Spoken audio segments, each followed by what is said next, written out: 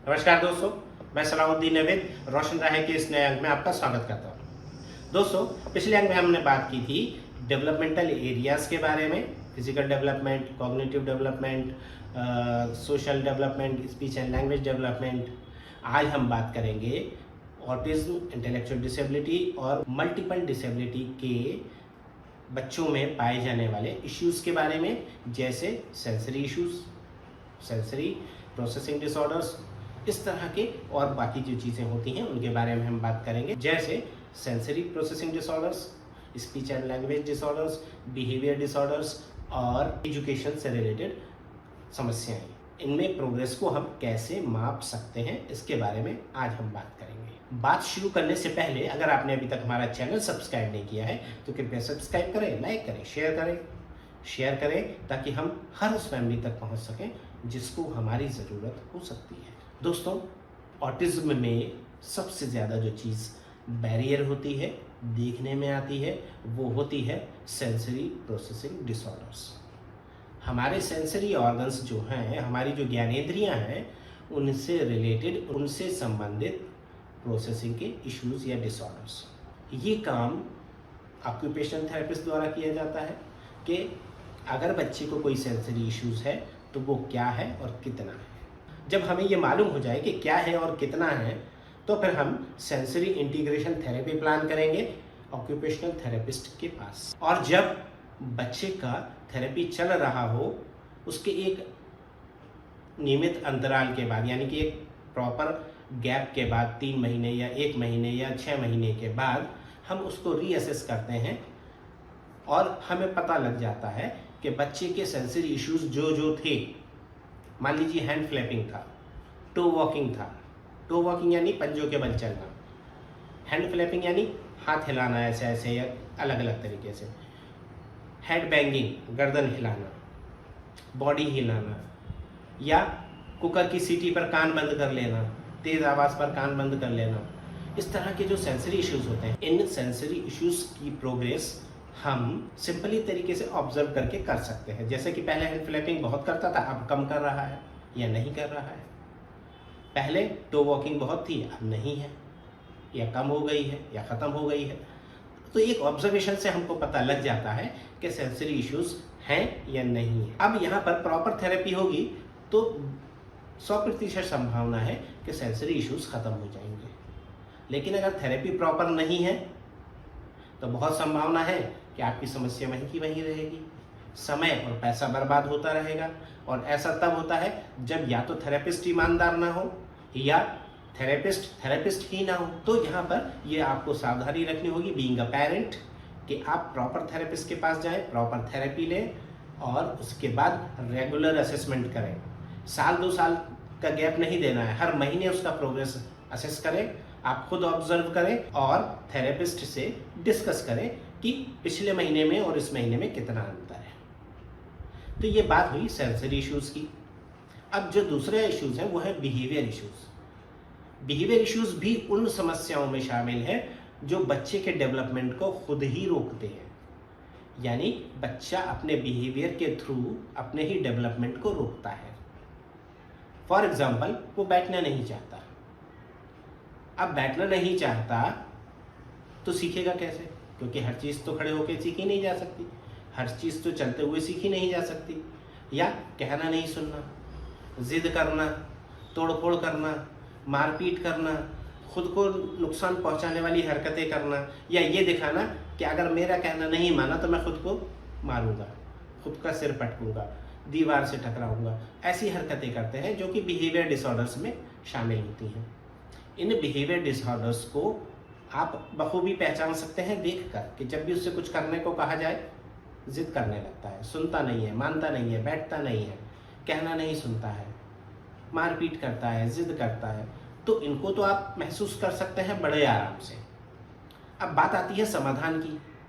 तो समाधान के लिए आपको क्लिनिकल साइकोलॉजिस्ट, चाइल्ड साइकोलॉजिस्ट या रिहेबिलिटेशन साइकोलॉजिस्ट से संपर्क करना चाहिए। वो प्रॉपर बिहेवियर असेसमेंट कर आपको बिहेवियर थेरेपी का प्लान देंगे, यानी कि आपको ट्रेनिंग देंगे कि वो बिहेवियर ठीक हो जाए। अब यहाँ पर मैं हर बार कहता हूँ कि बिहेवियर थेरेपी बच्चों को नहीं दी जाती है।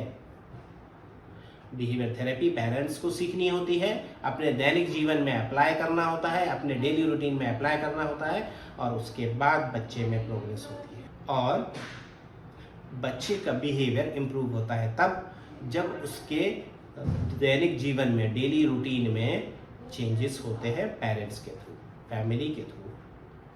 हमारी थेरेपेटिक पेरेंटिंग की सीरीज प्लेलिस्ट उपलब्ध है, आप चैनल में जाकर उसको देख सकते हैं, उसको सीख सकते हैं, उसके नोट्स बना सकते हैं और अपने बच्चे के साथ रेगुलर, नियमित तौर पर अप्लाई कर सकते हैं। आपको 100% रिजल्ट मिलेंगे अगर आप बहुत अच्छे से करेंगे तो।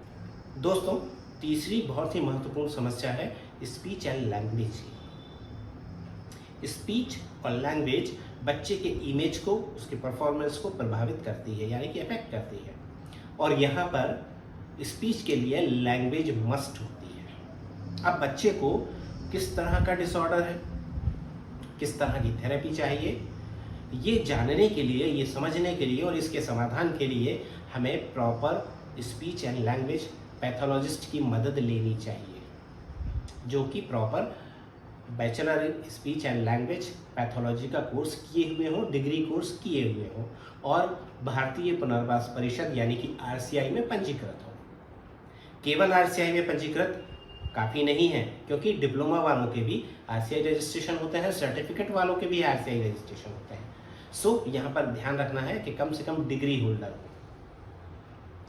तो वहाँ पर असेसमेंट के बाद हम इंटरवेंशन प्लान कर सकते हैं, और जब हम इंटरवेंशन प्लान करेंगे तो उसका स्पीच एंड लैंग्वेज पैथोलॉजिस्ट के ऑब्जर्वेशन में थेरेपीज़ हों और वही प्रोग्राम हम घर पर भी अप्लाई करें।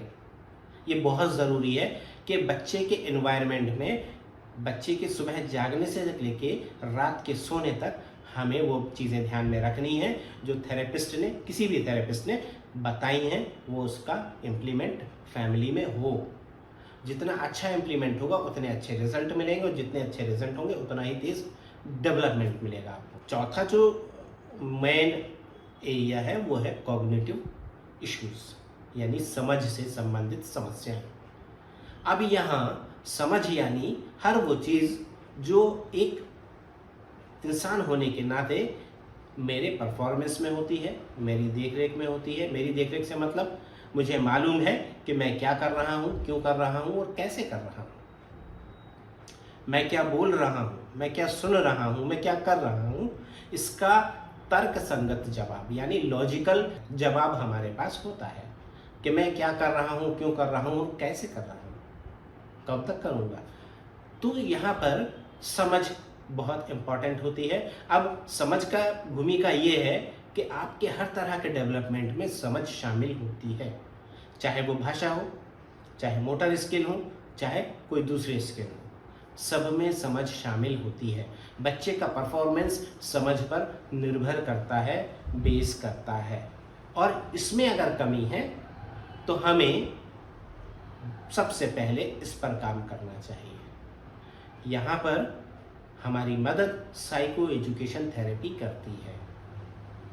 साइको एजुकेशन थेरेपी हमारे बच्चे के मस्तिष्क पर यानी ब्रेन पर काम करती है, और ब्रेन स्किल जैसे सोचना, समझना, लॉजिकल थिंकिंग यानी तर्कसंगत विचार करना, फिर डिसीजन लेना और फिर इम्प्लीमेंट करना, ये सारे काम जो हमारा ब्रेन करता है उनको डेवलप करती है, जिसकी वजह से हमारी समझ बढ़ती है। जब हमारी समझ बढ़ती है तो हमारा परफॉर्मेंस और बेहतर होता है।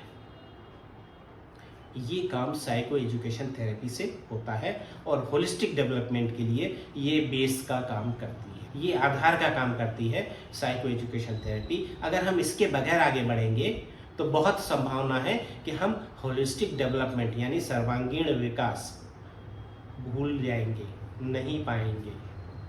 हमें बच्चे के सारी थेरेपीज यानी स्पीच थेरेपी करा रही लेकिन उसके बाद भी दिक्कत है, ओटी करा रहे हैं उसके बाद भी दिक्कत है, 3-3, 4-4 साल से ओटी चल रही है, स्पीच चल रही है, लेकिन फ़ायदा कम है या नहीं है।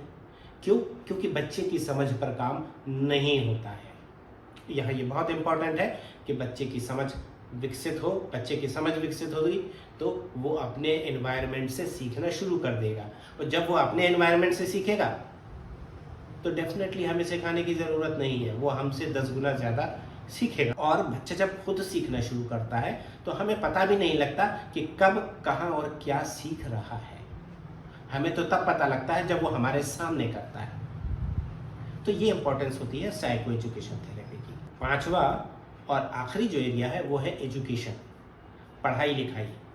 समाज की मुख्य धारा में, राष्ट्र की मुख्य धारा में, मेन स्ट्रीम में जुड़ने के लिए बहुत ज़रूरी है कि हमारा एजुकेशन, हमारी पढ़ाई लिखाई सामान्य के बराबर हो, सामान्य जैसी हो, सामान्य बच्चों के साथ हो, सामान्य सिस्टम में हो, यानी मेन सिस्टम में ही हो। और ये तभी संभव होता है जब हम बच्चे का होलिस्टिक डेवलपमेंट प्लान करते हैं। अब अगर बच्चा स्कूल जा रहा है तो पढ़ने लिखने में कुछ समस्या आ सकती है, आएगी ये ज़रूरी नहीं है, आ सकती है। और अगर कोई समस्या आ रही है तो उस पर हम लोग काम कर सकते हैं। स्पेशल एजुकेटर्स इन ऑटिज्म, इन इंटेलेक्चुअल डिसेबिलिटी, इन मल्टीपल डिसेबिलिटी, रिहेबिलिटेशन साइकोलॉजिस्ट की मदद से, चाइल्ड साइकोलॉजिस्ट की मदद से हम काम कर सकते हैं, जिसके माध्यम से हम ये देख सकते हैं कि बच्चे को कल ABCD नहीं आती थी, आज आ रही है, कल वो लिखना नहीं जानता था, आज लिख रहा है। ऐसी छोटी छोटी चीज़ें होती हैं जिनको हम देख कर समझ सकते हैं कि बच्चे का डेवलपमेंट हो रहा है, प्रोग्रेस हो रही है, चाहे वो कोई भी एरिया हो। अगर हम स्पेसिफिक जानना चाहते हैं तो हम संबंधित विशेषज्ञ से, यानी एक्सपर्ट से, उसका प्रॉपर असेसमेंट करवा सकते हैं, जिससे हमको पता लग जाएगा कि उसका स्टेटस कल क्या था और आज क्या है। पर डेली रूटीन में हम लोग ये देख लेते हैं कि बच्चे को कल ABCD लिखना नहीं आता था, आ जाता है। कल वो 2 लेटर के वर्ड नहीं पढ़ पाता था, जैसे TO2, DODO, GOGO, या काओबा कब, आओबा अब, लेकिन अब पढ़ लेता है। तो ये जो डिफरेंस है ये प्रोग्रेस है। अब ये प्रोग्रेस कम या ज़्यादा हो सकती है, depend on child, depend on therapist, depend on family, तीनों पर निर्भर करता है। जब तीनों का बेहतरीन समन्वय होगा, बेहतरीन कोऑर्डिनेशन होगा तो बेस्ट रिजल्ट मिलेंगे। और इसीलिए थेरेपीज में समस्याएं आती हैं कि कभी वो सिर्फ थेरेपिस्ट तक सीमित हो जाती है, कभी सिर्फ फैमिली बेस्ड हो जाती है, और दोनों के बीच कोई समन्वय होता ही नहीं है, यानी कि होलिस्टिक डेवलपमेंट प्लान ही नहीं होता है। यह गलती किसी की भी हो, नुकसान बच्चे का होता है। दोस्तों, आज हमने डिस्कस किया कि हमारी जो समस्याएं हैं बच्चे की, सेंसरी इश्यूज़ हैं, बिहेवियर इश्यूज़ हैं, हम उनको कैसे माप सकते हैं, कहाँ और किसी से इंटरवेंशन प्लान कर सकते हैं, और कैसे प्रोग्रेस को माप सकते हैं। बहुत ही कम शब्दों में बताने की कोशिश की है, उम्मीद है आपके काम आएगी। दोस्तों, अगर आपने अभी तक हमारा चैनल सब्सक्राइब नहीं किया है तो कृपया सब्सक्राइब करें, लाइक करें, शेयर करें ताकि हम हर उस फैमिली तक पहुंच सकें जिसको हमारी ज़रूरत हो सकती है। आप देखते रहिए रोशन राहें, मुझे दीजिए इजाज़त। नमस्कार, जय हिंद।